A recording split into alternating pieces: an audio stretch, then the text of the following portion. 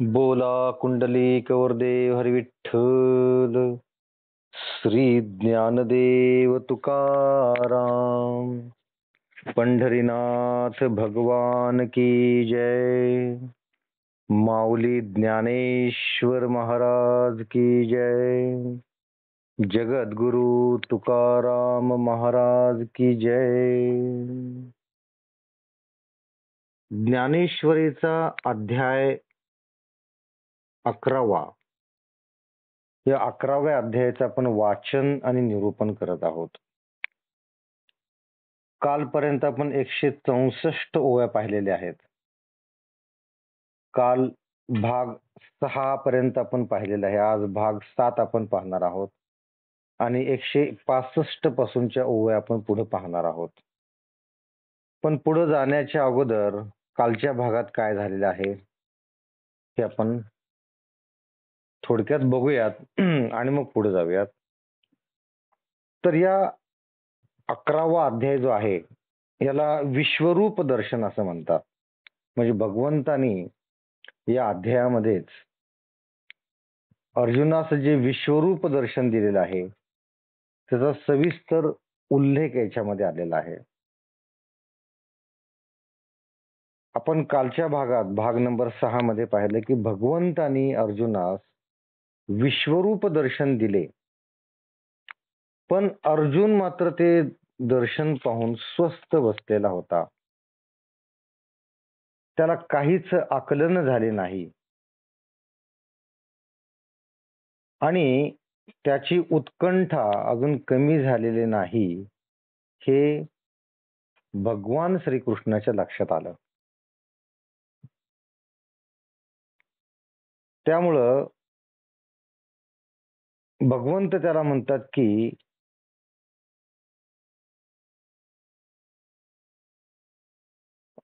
आम्ही तुला विश्वरूप दाखवले परंतु तू तर ते पाहतच नाहीस.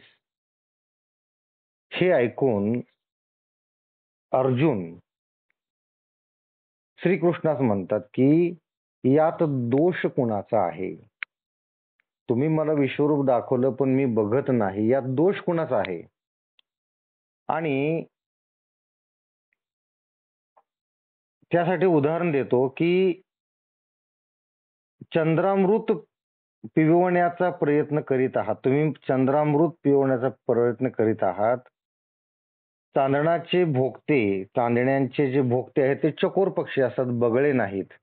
आणि तुम्ही बगळ्याला चंद्राचं अमृत पिवण्याचा प्रयत्न करत आहात. किंवा दुसरा उदाहरण दिलेलं आहे की आरसा स्वच्छ पुसून आपण तो आंधळ्यास दाखवण्याची खटपट करीत आहात. आंधळ्याला कधी आरशातून दिसणारच नाहीये.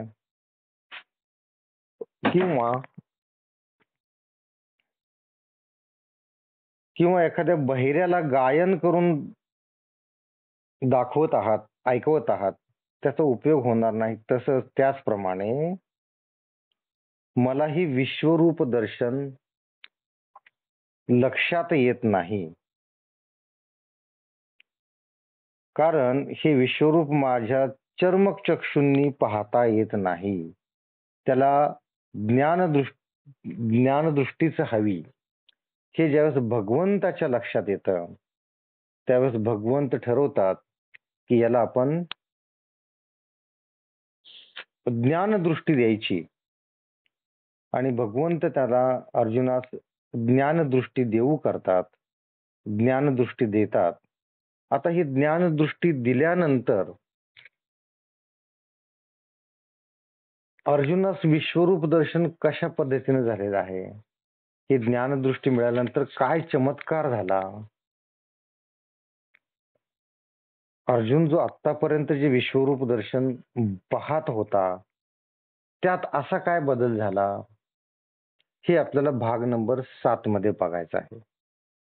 पण त्याच्या अगोदर जे श्रीकृष्णांनी अर्जुनास दिव्य दृष्टी देण्याच्या अगोदर जे विश्वरूप दर्शन दाखवलेलं आहे ते नेमकं काय आहे ते आपण थोडक्यात बघूयात आणि मग पुढे जाऊयात.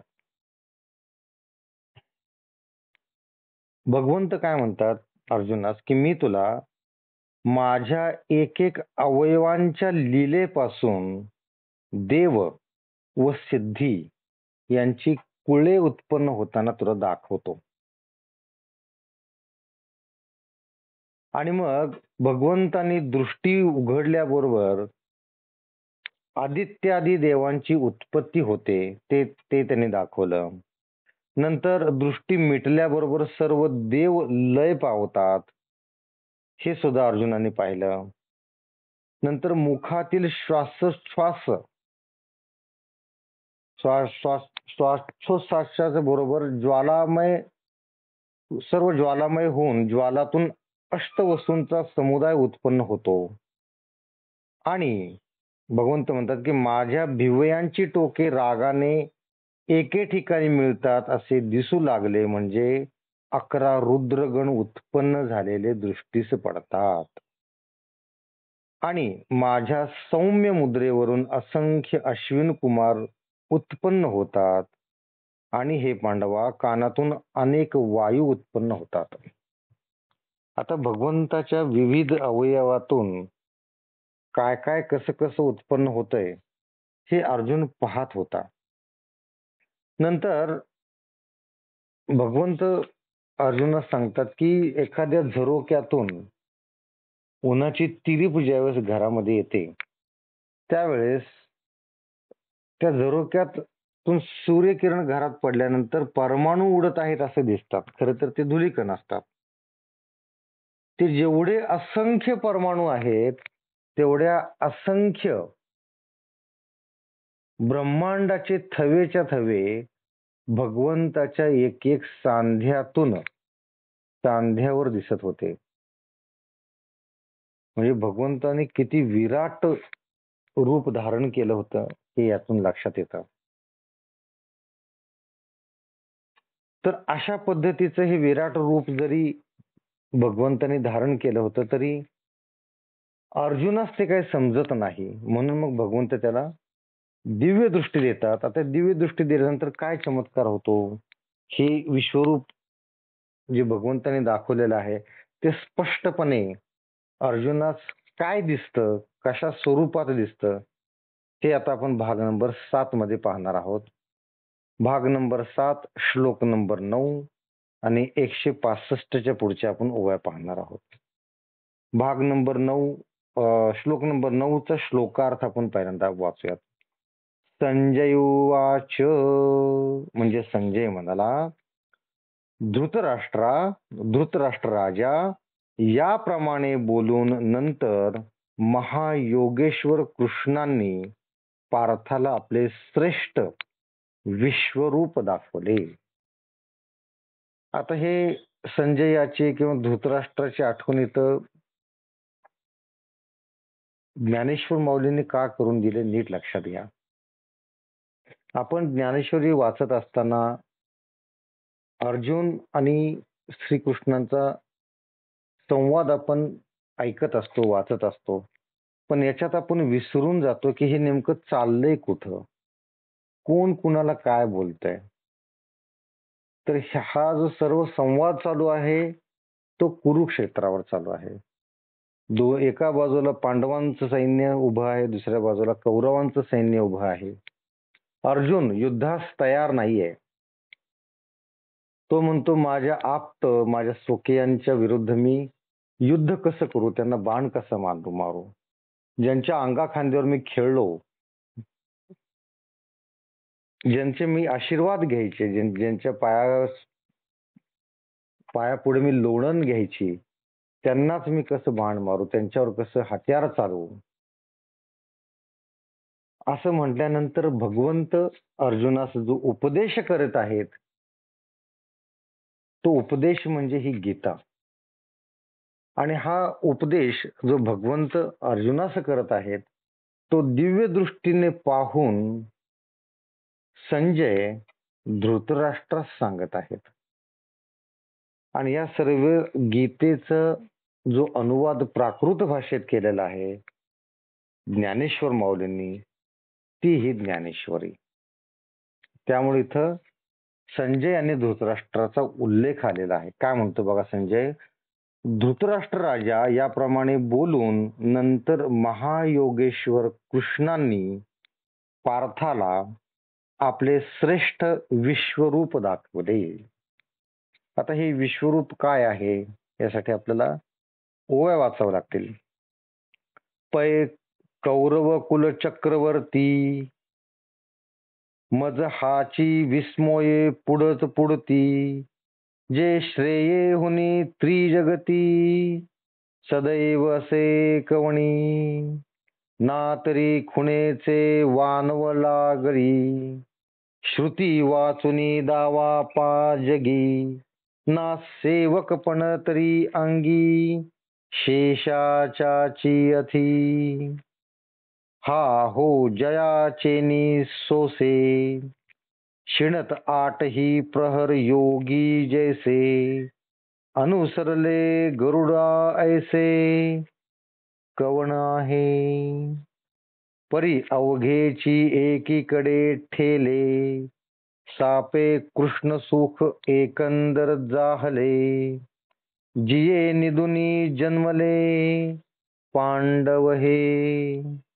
परी पाचही अंतु अर्जुना श्रीकृष्ण सावयाची जाहला अधीना कामुक का जैसा अंगना अपैता कीजे पडवले पाखरू ऐसे न बोले या परी क्रीडा मृग ही तैसा न चले कैसे देव येथे सुरवाडले ते जाणो नये.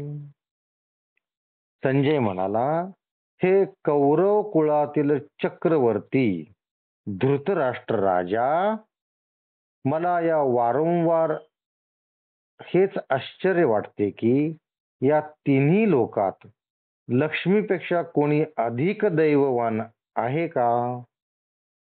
संजय धृतराष्ट्रास प्रश्न विचारतो आहे की मला वारंवार हे आश्चर्य वाटते. काय आश्चर्य वाटतंय की या तिन्ही लोकांमध्ये लक्ष्मीपेक्षा अधिक दैववान कोण आहे का, किंवा या जगात श्रुतीशिवाय कोणी खुणेने वर्णन करणारा दुसरा कोणी आहे का, किंवा दासत्व म्हणून जे म्हणतात ते एका शेषाच्याच अंगी आहे.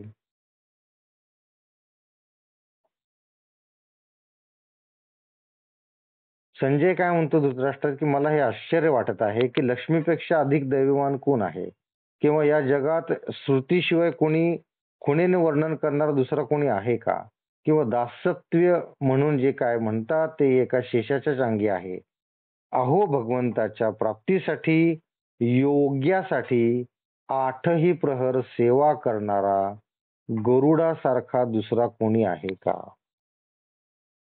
गरुडासारखा दुसरा कोणी आहे का जो सेवा करणार आहे. परंतु हे सर्व एकीकडे राहून ज्या दिवशी पांडव जन्मास आले त्या दिवसापासून हल्ली त्यांचे त्यांचे ठिकाणी कृष्ण सुख एकवटले आहे. या सगळ्या उदाहरणातून संजयाला एकच सांगायचं आहे की हे सगळेजण लक्ष्मी आहे किंवा श्रुती आहे किंवा दासत किंवा गरुड आहे यांच्यापेक्षाही सध्या श्रेष्ठ कोण झालेला आहे, भगवंताचा आवडता कोण झालेला आहे, तर तो अर्जुन झालेला आहे. कारण अर्जुन त्याच्यावर एवढं प्रेम करीत आहेत, ते सांगत तसं ऐकत आहेत.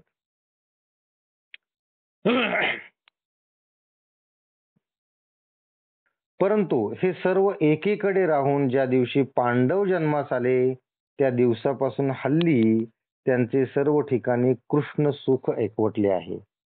कृष्णापासून त्यांना भरपूर सुख आणि सुविधा मिळत आहेत. थोडक्यात काय, ते कृष्णाच्या छत्राखाली वावरत आहेत. तथापि पाचही पांडवात ज्याप्रमाणे कामातुर पुरुषाला एखादी स्त्री आपल्या अधीन करून येते त्याप्रमाणे श्रीकृष्ण अर्जुनाच्या सहज अधीन झाले आहेत. आता ते साक्षात भगवान आहेत, ते कुणाच्या कसे अधीन होतील. पण ही ही संजयाची दृष्टी आहे. तो काय म्हणतोय की श्रीकृष्ण हे अर्जुनाच्या सहज अधीन झालेले आहेत. अधीन झालेत असं का म्हणत आहे, तर अर्जुन जे जे काय सांगतो ते श्रीकृष्ण ऐकत आहेत. म्हणून आता पुढे काय म्हणतो बघा हा संजय, पढवलेला पोपटही बोलणार नाही किंवा खेळण्याकरिता बाळगलेला पशुही इतका आदनेस चालणार नाही. अर्जुनाला कसे दैव अनुकूल झाले ते न कळे.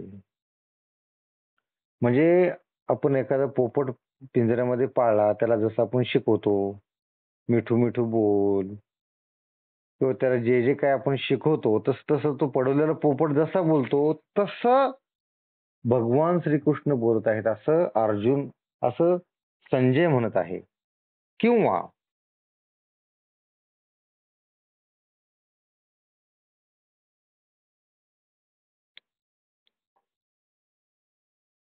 आणि किंवा खेळण्याकरिता बाळगलेला पशु. आता पशु म्हणजे काय? आपण काय पाळतो? मांजर पाळतो, गाय पाळतो. तर हे खेळण्याकरता वापरलेला पशु. गाय ही दुधासाठी वगैरे पाळली जातात, पण मांजर मांजर वगैरे खेळण्यासाठी पाळलं जातं. तर खेळण्याकरता बाळगलेला जो पशु इतका आज्ञेत चालणार नाही, अर्जुनाला कसे दैव अनुकूल झाले असेल ते न कळे. म्हणजे पाळलेल्या मांजरासारखं श्रीकृष्ण हे अर्जुनाचं सर्व गोष्टी ऐकत आहेत असं हा संजय म्हणतोय बघा. किती म्हणजे काय म्हणायचं, भगवंताच्या बाबतीत बोलतोय तो. असं कसं बोलावं त्यांना, पण तसा हा बोलत आहे. आज पूर्ण ब्रह्म जे श्रीकृष्ण परमात्मा, त्यांचे ऐश्वर्य भोगण्यास अर्जुनाचे डोळे भाग्यवान आहेत. म्हणूनच त्याचे बोलणे श्रीकृष्ण कसे झेलीत आहेत. ही त्याच्या अर्जुनाच्या संजयाच्या मनातली सल आहे. कारण संजय हा कौरवांच्या बाजूने आहे, पांडवांच्या बाजूने नाही आहे. त्यामुळं भगवान श्रीकृष्ण जे अर्जुनास अनुकूल झालेले आहेत, श्रीकृष्ण अर्जुनाचे बोलणे झेलत आहेत, म्हणजे जसं बोलेल तसं ते ऐकत आहेत, याची सल संजयाच्या मनात आहे. हे या 4 वाक्यातून लक्षात येतं. आणि ही सल तो कुणास बोलून दाखवतोय? राजा धृतराष्ट्रच बोलून दाखवत आहे. हा कोपे की निवांतु साहे, हा रुसे तरी बुझावीत जाये, नवल पिसे लागले आहे पार्थाचे देवा. म्हणजे अर्जुन जर कोपला, कोपला म्हणजे रागावला, तर देव स्वस्थपणे सहन करत आहेत. अजून काय, तो रुसला तर त्याला समजावित आहेत. अजून काय, अर्जुनाने हे देवांना कसे वेड लावले आहे पहा. असं म्हणतोय संजय, म्हणत आहे धृतराष्ट्रास. एरवी विषय जिनोनी जन्मले, जे शुकादिक दादुले, हे विषयोचोनी वनिता जाहिले भाट ययाचे. हा योगियांचे समाधीधन, की होऊन ठेले पार्था आधीन. या लागी विस्मये माझे मन, करीतसे राया. तेवीची संजय म्हणे कायसा, विस्मयो येथे कौरवेशा. श्रीकृष्ण स्वीकारिजे तया ऐसा, भाग्योदय होय. म्हणून तो देवांचा रावो, म्हणे पार्था ते तुझ दृष्टी देवो. जया विश्वरूपाचा ठावो, देखसी तू. एरवी श्रीकृष्णाची योग्यता काय वर्णन करावी. म्हणजे श्रीकृष्ण किती योग्यतेचे आहेत, फार योग्यतेचे आहेत. ज्या समर्थ शुकाचार्यांनी 12 वर्षापर्यंत मातेच्या उदरात राहून विषय जिंकले, ते शुक्राचार्य यांच्या विषयांचे वर्णन करून आपले कृतार्थ होऊन या इच्छेने स्तुती पाठक बनले. आता हे शुक्राचार्य कोण आहेत बघा, की ज्यांनी आईच्या पोटातच 12 वर्षे काढली आणि आणि काय केलं, त्यांनी विषयास जिंकले. ठीक आहे, विषयास जिंकले असे शुक्राचार्य सध्या काय करत आहेत, की यांचे म्हणजे श्रीकृष्णांचे विषयांचे म्हणजे रासक्रीडेचे वर्णन करून आपण कृतार्थ होऊ या इच्छेने स्तुती पाठक बनलेले आहेत. राजा श्रीकृष्ण परमात्मा योग्यांच्या समाधीचे आधिदैवत ते पार्थाच्या स्वाधीन झाले म्हणून माझ्या मनाला मोठा चमत्कार वाटतो. असे हे जे श्रेष्ठ श्रीकृष्ण आहेत, की ज्यांची स्तुती कोण करत आहेत, शुक्राचार्य करत आहेत. असे हे थोर जे श्रीकृष्ण आहेत ते पार्थाच्या स्वाधीन झाले, पार्थाच्या अधीन झाले म्हणून माझ्या मनाला मोठा चमत्कार वाटतो. असं कोण म्हणत आहे? संजय म्हणत आहे. कुणाला सांगत आहे? धृतराष्ट्रास. इतके बोलून संजय पुन्हा धृतराष्ट्रास म्हणाला, राजा पण यात चमत्कार तरी कसला? स्वतःच म्हणतो, स्वतःच आश्चर्य वाटतंय त्याला, असं म्हणतो. परत काय म्हणतो की यात चमत्कार कसला? श्रीकृष्ण ज्याचा अंगीकार करतील त्याचा असा भाग्योदय व्हायचाच. साक्षात भगवंतानी ज्याचा अंगीकार केलेला त्याचं भाग्य तो झाल्याशिवाय राहणार आहे का? होणारच. म्हणून ते देवाधिदेव पार्थाला म्हणाले, मी तुला दिव्य दृष्टी देतो, तिच्या योगाने अखंड विश्वरूप तुला पाहता येईल. भगवान श्रीकृष्ण अर्जुनास काय म्हणतात, की तुला मी दिव्य दृष्टी देतो आणि दिव्य दृष्टीच्या योगाने तुला अखंड विश्वरूप पाहता येईल. बघा, आपण सिनेमा बघायला जातो, थिएटरमध्ये सिनेमाला बघायला जातो, सिनेमा बघून येतो. पण तो जर 3D सिनेमा असेल, 3D म्हणजे काय, की त्यातून बाण सोडला की तो आपल्या अंगावर येतो असं वाटतं. त्यातून एखादी गाडी उडली की ती आपल्या अंगावरून वरून जाते असं वाटतं. त्याला म्हणतात 3D सिनेमा, 3 डायमेन्शनल. पण असे सिनेमे पाहण्यासाठी तो चष्मा तिथे दिलेला असतो बघा त्या थिएटरमध्ये आपल्याला. त्या थिएटरमध्ये एक वेगळाच चष्मा, एक वेगळाच गॉगल देतात. तो असल्याशिवाय तो 3D इफेक्ट आपल्याला जाणवत नाही. नाहीतर ते साधं पिक्चर बघितल्यासारखं वाटतं, साधं फिल्म बघितल्यासारखं वाटते. म्हणजे तो 3D चष्मा असल्याशिवाय आपल्याला 3D पिक्चर 3D आहे असं वाटत नाही. तसंच इथं आहे, की दिव्य दृष्टी धारण केल्याशिवाय हे जे विश्वरूप आहे ते अर्जुनास दिसणारच नाही, समजणारच नाही. म्हणून भगवंत अर्जुनास दिव्य दृष्टी देत आहेत. ऐसी श्री मुखोनी अक्षरे निघती ना जव एक सरे, तव आधी विद्येचे अंधारे जाओची लागे. ती अक्षरे नव्हती देखा ब्रह्म साम्राज्य दीपिका, अर्जुना लागी चितकळिका उजळलिया श्रीकृष्णे. मग दिव्य चक्षु प्रकाशु प्रगटला, तया ज्ञानदृष्टी फाटा फुटला. या परी दाखव्या जाहला ऐश्वर्य पुले. हे अवतार जे सकळ ते जिये समुद्रीचे का कल्लोळ. विश्व हे मृगजळ जया रेशमीस्तव दिसे. जिये अनादि भूमिके निटे, चराचर हे चित्र उमटे. आपण पे श्री वैकुंठे दाविले तया.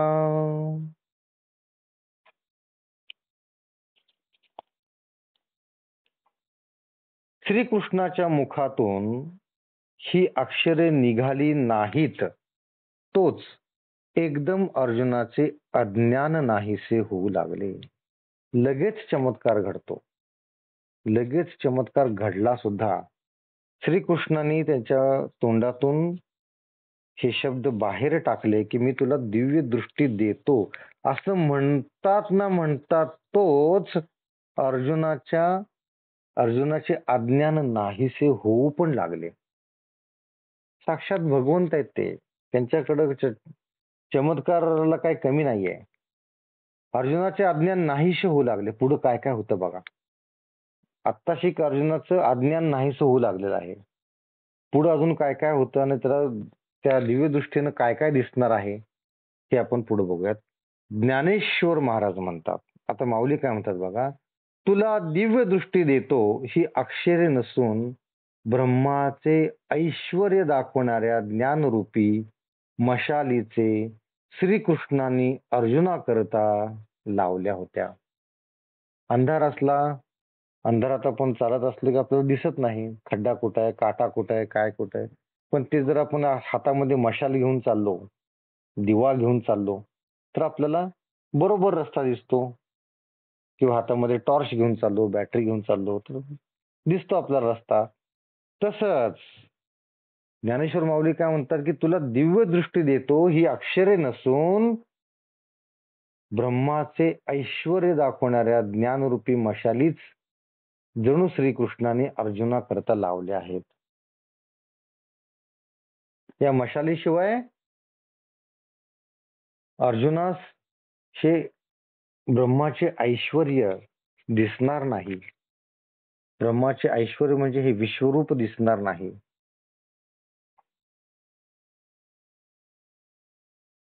मग दिव्य दृष्टीचा उजेड पडल्याबरोबर अर्जुनाची ज्ञान दृष्टी चहूकडे फाकली. मग दिव्य दृष्टीचा उजेड पडला आणि उजेड पडल्याबरोबर काय झालं, अर्जुनाची ज्ञान दृष्टी चहूकडे फाकली, दृष्टी रुंदावली, दृष्टी विशाल झाली, दृष्टीचा आवाका वाढला. याप्रमाणे आपले ऐश्वर्य श्रीकृष्णाने त्याला दाखवले. अशा पद्धतीनं भगवान श्रीकृष्णाने आपलं ऐश्वर्य दाखवलं. आता काय ऐश्वर्य आहे ते आपण बघूयात. भगवंताचे सर्व अवतार ज्या विश्वरूप समुद्राच्या लाटा आहेत, भगवंताचे सर्व अवतार ज्या विश्वरूप समुद्राच्या लाटा आहेत किंवा ज्याच्या तेजरूपी सूर्यकिरणांमुळे हे सर्व जग मृगजळाप्रमाणे भासते, ज्याच्या अनाधी सिद्ध सत्व स्वरूप भूमिकेवर स्थावर जंगम चित्रे उमटतात, ते सगळे ते आपले मूळ स्वरूप श्रीकृष्ण अर्जुनास दाखवतात. हे जे मुख्य स्वरूप आहे, स्थावर जंगम जिथे चित्रे उमटतात, हे सर्व श्रीकृष्ण अर्जुनास दाखवत आहेत. काय आहे तिथं की त्या सर्व हे भगवंताचे सर्व अवतार ज्या विश्वरूप समुद्राच्या लाटा आहेत. आणि काय आहे, किंवा ज्याच्या तेजरूपी सूर्यकिरणांमुळे हे सर्व जग मृगजळाप्रमाणे भासते. एवढे तेजकिरण एवढी आहेत की हे सर्व जगच मृगजळाप्रमाणे दिसतं. त्या अनाधी सिद्ध सत्व स्वरूप भूमिकेवर स्थावर जंगम चित्रे उमटतात, ते आपले मूळ स्वरूप श्रीकृष्णाने अर्जुनास दाखवले. मागा बाळपणी येणे श्रीपती, जै एक वेळ खादली होती माती, तै कोपोनिया हाती यशोदा धरिला. मग भेणे भेणे जैसे मुखी झाडा द्यावयाचे निमिसे, 14ही भुवने सावकाशे दावली तिये, ना तरी मधुवनी रुद्वासी केले, जैसे कपोल शंखे शिवतले, आणि वेदाची ये मती ठेले, ते लागला बोलो.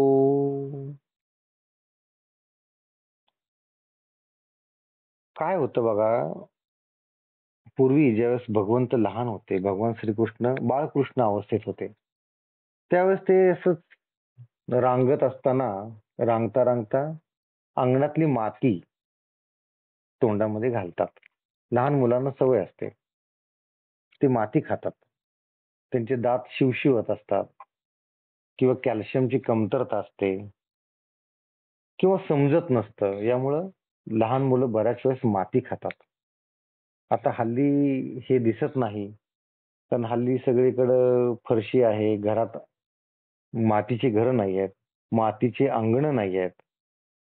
पूर्वी मातीची घरं होती, मातीची अंगणं होती, लोक शेतात राहत होते, त्यामुळे नांगरटेला माती असायची, घरात माती असायची, अंगणात माती असायची. त्यावेळेस मुलं, लहान लहान मुलं माती खायची. हे सौभाग्य हल्लीच्या आयांना नाही आहे, त्यांना दिसत नाहीये मुलांनी माती खाल्लेली वगैरे.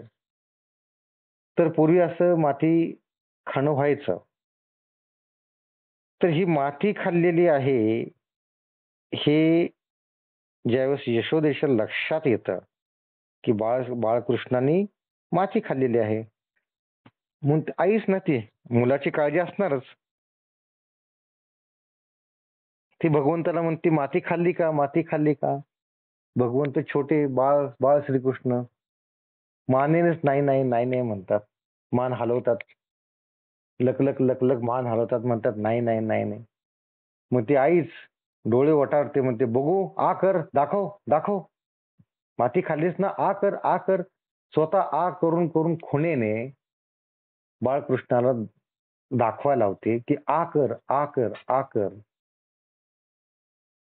आता ते बाळ स्वरूपातले असले तरी ते भगवान आहेत, भगवान श्रीकृष्ण आहेत. आता आईची आज्ञा झाली, आ कर आ कर, म्हणून भगवंत आ करतात. आता भगवंत ज्यावेळेस आ करतात, त्याच्या तोंडामध्ये यशोदा माता अशी दृष्टी एकटक करून बघते आणि आश्चर्याने तिची दृष्टी फाकते. कारण भगवंताच्या मुखामध्ये तिला 14 भुवने दिसतात सावकाशपणे. पूर्वी आपण ही कथा ऐकलेली आहे, किंवा पूर्वी आपल्याला लहानपणी ह्या कथा सांगितल्या होत्या की यशोदा मातेला बाळ श्रीकृष्णाच्या मुखामध्ये पृथ्वी फिरताना दिसते, ब्रह्मांड फिरताना दिसतं,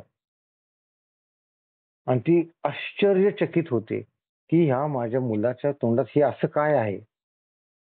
त्यावेळेस तिला काय माहिती की हे भगवान आहेत, हे श्रीकृष्ण आहेत, तिला काही माहिती नसतं. ती आई माया तिच्या मनात ओतप्रोत भरलेली, मुलाची काळजी, त्यामुळे ती त्याला आ कर आ कर आ कर म्हणते. आणि भगवंत ज्यावेळेस आ करतात त्यावेळेस त्याच्या तोंडामध्ये 14 भुवने हळूहळू दिसू लागतात तिला.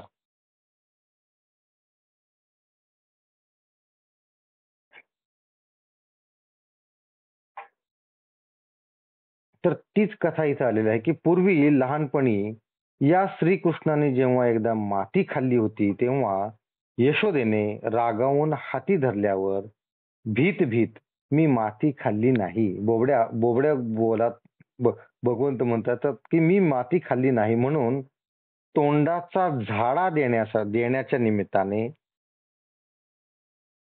ती काय ते उघडून यशोदेला त्यात 14 ही भुवने सावकाशपणे दाखवली. तोंडात माती नाही हे दाखवण्यासाठी तोंड ज्यावेळेस उघडतात, ते तोंड उघडताना त्यांनी यशोदेला 14 भुवने सावकाशपणे दाखवली होती. तेव्हा यशोदेने रागावून नाही दाखवली, किंवा मधुबनाच्या ध्रुव बाळ दर्शनास गेल्यावर देवाची स्तुती करावी अशी मनाची उत्कट इच्छा झाली असून ती कशी करावी हे माहीत नसल्यामुळे त्याच्या गालास देवाने आपला शंख लावल्याबरोबर तो जसा वेदांनाही जी स्तुती करता आली नाही अशी ती करू लागला होता. दुसरी कथा इथं की मधुवनात म्हणजे जंगलामध्ये ज्यावेळेस ध्रुव बाळाचे दर्शन होते. काय होतं, ध्रुव बाळ हे पित्याच्या मांडीवर बसायला जागा मिळत नाही, म्हणून भगवंताची आराधना करण्यासाठी, तपश्चर्या करण्यासाठी लहानच होता ध्रुव बाळ, त्यावेळेस तो जंगलामध्ये येतो आणि तपश्चर्या करायला लागतो. पण तपश्चर्या करायची कशी हे त्याला माहिती नव्हतं. देवाची स्तुती करायची कशी ही माहिती नव्हतं. त्यावेळेस श्रीकृष्ण हलकेच त्याच्या गालाला शंख लावतात. आपण नाही का लहान मुलं असं गालाला हात लावतो, मऊ मऊ गाल, आपल्याला बरं वाटतं. तसंच भगवंत त्याच्या गालाला शंख लावतात. तर शंख लावल्यानंतर काय चमत्कार होतो बघा, की जे वेदांनाही जमणार नाही अशी स्तुती तो ध्रुव बाळ करू लागला. तिसरं उदाहरण आहे की ज्याप्रमाणे राजा श्रीहरींनी धनंजय त्याचप्रमाणे राजा श्रीहरींनी धनंजयाला उपदेश केल्यावर माया कोणीकडे गेली तिचा पत्ताही लागला नाही. जसे हे दोन चमत्कार झाले की यशोदेला भगवंताच्या मुखामध्ये 14 भुवन दिसली, किंवा भगवंतानी शंख नुसता ध्रुवाच्या गालास लावला की तो भगवंताची स्तुती वेदांनाही जमणार नाही अशी करू लागला. त्याचप्रमाणे श्रीहरींनी धनंजयाला म्हणजे अर्जुनाला उपदेश केल्यावर माया कोणीकडे गेली याचा पत्ताही लागला नाही.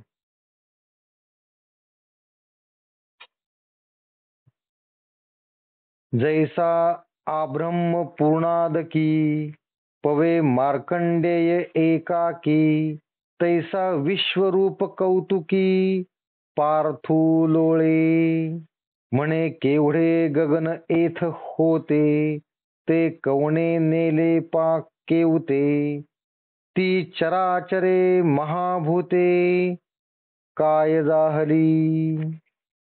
दिशांचे ठावही हरपले अर्धोद्व काय नोणे जाहले. चेलिया स्वप्न तैसे गेले लोकाकार. नाना सूर्य तेजा प्रते सहचंद्र तारांगण जैसे लोपे. तैसी गिळली विश्वरूपे प्रपंच रचना.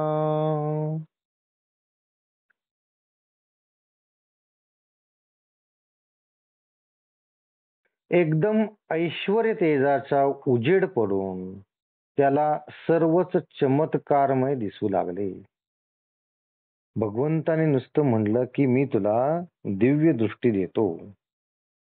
दिव्य दृष्टी देतो म्हणल्याबरोबर काय काय झालं बघा, की धनंजय जो आहे म्हणजे अर्जुन जो आहे त्याला माया कुणीकडे गेली हे कळलं नाही. अजून काय झालं की एकदम ऐश्वर्य तेजाचा उजेड पडून त्याला सर्वच चमत्कारमय दिसू लागले. सगळं चमत्कारी दिसू लागलं त्याला आणि एक सगळीकडे तेजपुंज असं झालं व त्याचे चित्त आश्चर्यात निमग्न झाले, म्हणजे आश्चर्यचकित झाला. नदीचे काठी मार्कंडेय ऋषी संध्या करीत असता भगवंतास आश्चर्य दाखवा अशी विनंती केल्यावरून ज्याप्रमाणे पृथ्वीपासून आकाशापर्यंत सर्व पाणी होऊन त्यात तो एकटा पोहू लागला, त्याचप्रमाणे विश्वरूपाच्या कौतुकात पार्थ निमग्न झाला. इथे अजून एक पौराणिक कथा आलेली आहे, छोटीशी आहे. एकदा मार्कंडेय ऋषी हे नदी काठामध्ये आंघोळ करत होते आणि आंघोळ करीत असतात भगवंत तिथे येतात. भगवंताचं दर्शन होतं आणि भगवंताला मार्कंडेय ऋषी मला आश्चर्य दाखवा असं म्हणतात. थोडक्यात आव्हान दिल्यासारखं म्हणतात की मला आश्चर्य दाखवा. आणि ही विनंती केल्यानंतर काय होतं की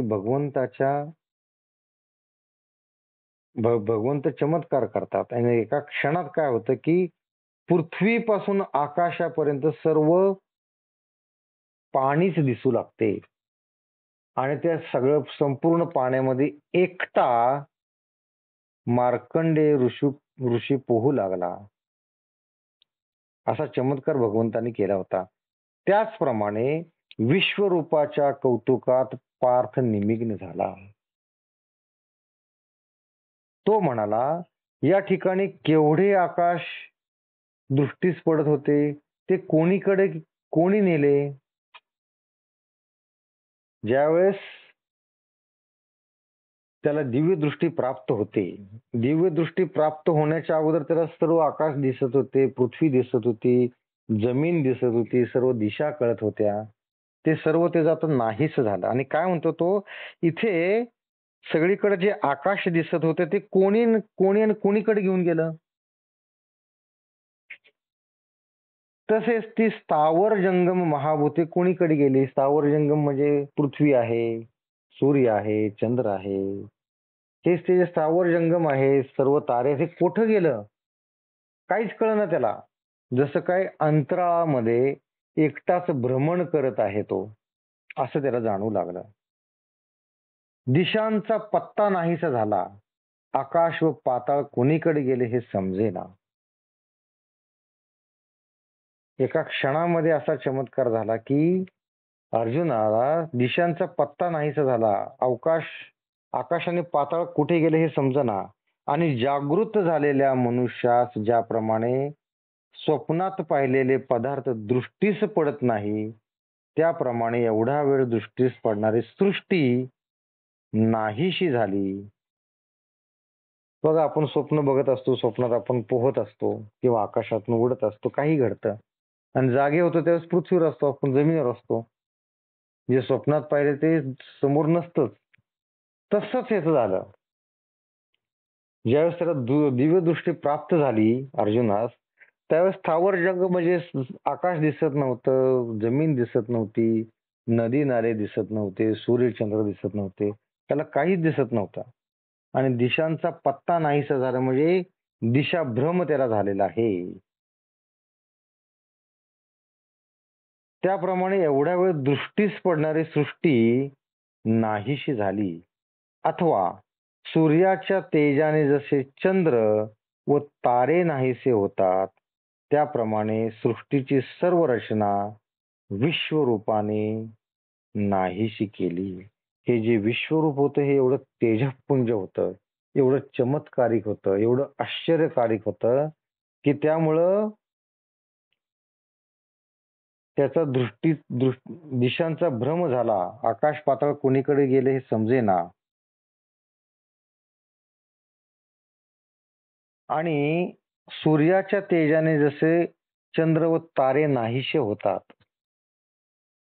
सूर्याचं तेज एवढं जबरदस्त असतं की ज्यावेळेस चंद्र आणि तारे रात्रीचे दिसतात आपल्याला, पण ज्यावेळेस सूर्य उगवतो त्यावेळेस सूर्याच्या तेजामुळे ते नाहीसे होतात ना. त्याचप्रमाणे सृष्टीची सर्व रचना विश्वरूपाने नाहीशी केली. तेव्हा मानसी मनपण न स्फुरे, बुद्धी आपण पेन सावरे, इंद्रियांचे रश्मी माघारे, हृदय भली भरले, तेथ तटस्था ताठस्थ पिडिले, टकासी टक लागले, जैसे मोहनास्त्र घातले, विचार जाता, तैसा विस्मृती पाहे कोडो, तव पुढा होते चतुर्भुज रूपडे, तोची नाना रूप चहूकडे, मांडूनी ठेले, जैसे वर्षा काळीचे मेघोडे, का महाप्रळाजिते तेज वाढे, तैसे आपणा विण कवणीकडे, नदीची उरे, प्रथम स्वरूप समाधान, पाऊनी ठेला अर्जुन, सर्वेची उघडले लोचन, तव विश्वरूप देखे. तेव्हा स्तब्धपणाला स्तब्धता प्राप्त झाली. ज्यावेळी त्याच्या मनाला आठवण नाहीशी होऊन बुद्धी आपली आपणास आवरेना व इंद्रियांच्या वृत्ती सर्व माघारी फिरून हृदयात साठवल्या. ज्यावेळेस अर्जुनास दिव्य दृष्टी प्राप्त झाली त्यावेळेस त्याला एकदम चमत्कारिक असा तेजपुंज प्रकाश समोर जाणवला. त्याला दिशाभ्रम झाला. अजून काय झालं की त्याच्या मनातल्या सगळं आठवणी नाहीशे झाल्या आणि बुद्धी आपल्यास आवरेना व इंद्रिय वृत्ती सर्व माघारी फिरल्यावर हृदयात साठल्या. तेव्हा स्तब्धपणाला स्तब्धता प्राप्त झाली. स्तब्धपणाला स्तब्धता प्राप्त झाली आणि एकाग्रतेस एकाग्रता आली. एकाग्रता एवढी वाढली की एकाग्रतेलाच एकाग्रता आली. जणू काय सर्व ज्ञानाला मोहिनी अस्त्रच घातले आहे. ज्ञान हे मोहित झाले. याप्रमाणे तो आश्चर्ययुक्त कौतुकाने सर्वत्र पाहू लागला. हीच रिॲक्शन श्रीकृष्णास अपेक्षित होती. ती ज्यावेळेस पूर्ण झाली नाही त्यावेळेस श्रीकृष्णाच्या लक्षात आले की अर्जुनास दिव्य दृष्टी नाहीये, त्यामुळे तो हे जे माझं रूप आहे ते पाहू शकत नाही, जे विश्वरूप आहे ते पाहू शकत नाही. म्हणून भगवंत त्याला दिव्य दृष्टी देतात आणि मग हे जे विश्वरूप पाहून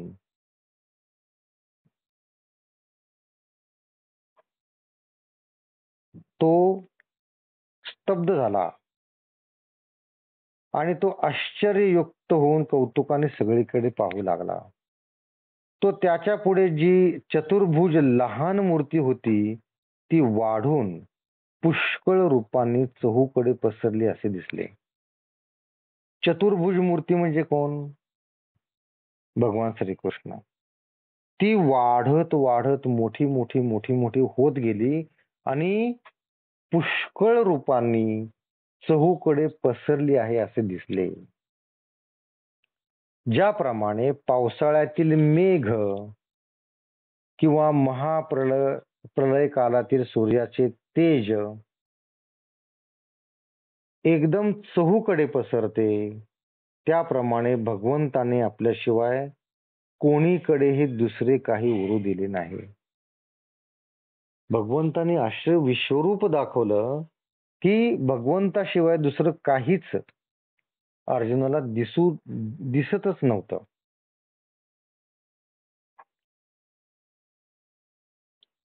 त्यासाठी उदाहरण काय दिलं की ज्याप्रमाणे पावसाळ्यातील मेघ किंवा महाप्रलय काळाचे सूर्याचे तेज एकदम चहूकडे पसरते, त्याप्रमाणे भगवंताने आपल्याशिवाय कोणीकडेही दुसरे काही उरू दिले नाही. सर्व नाहीसे केलं, फक्त भगवंत राहिले.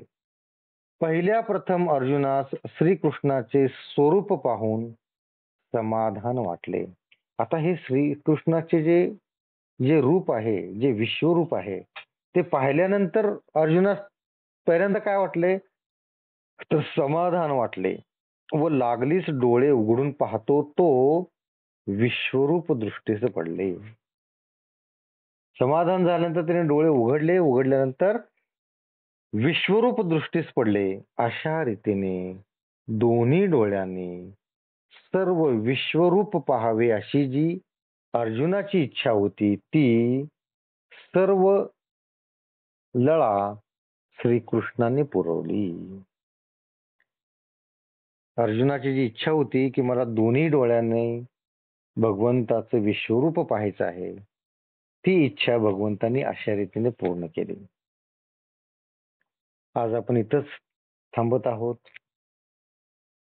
सगळ्यांनी हात जोडायचे आहेत, डोळे मिटायचे आहेत आणि जे विश्वरूपाचं इथं वर्णन केलेलं आहे ते वर्णन डोळ्यासमोर आणायचं आहे.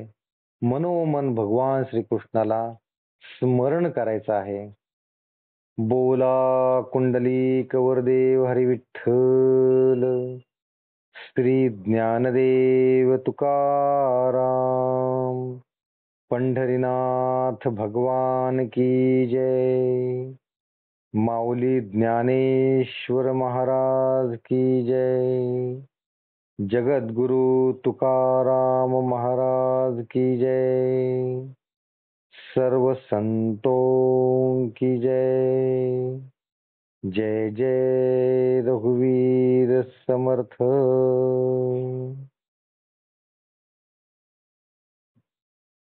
धन्यवाद.